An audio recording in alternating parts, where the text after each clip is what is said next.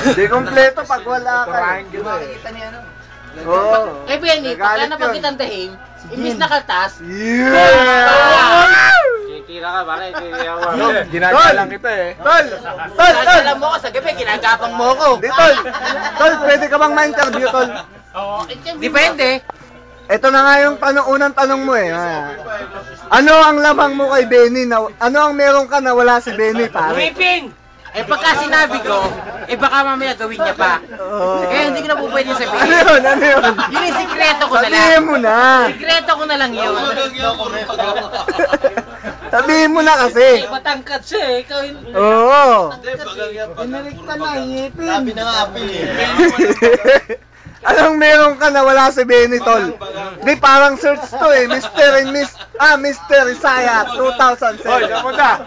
Ayaw na yung tanggero? Pinalikta na, ngipin. Kaya mo, namutla ka na, oh. Ha? Namutla ka na. Hindi, panis yung mga to eh. Alam mo namang dyan sa mga ano, si ano. Tol, Personality. Personality.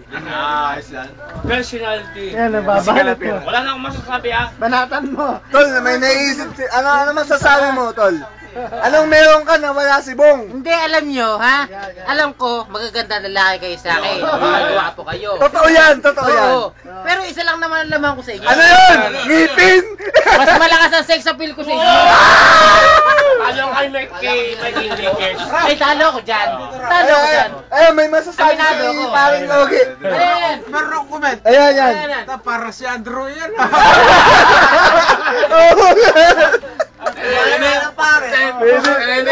Umain tayo ng pare. Hindi mo tuna.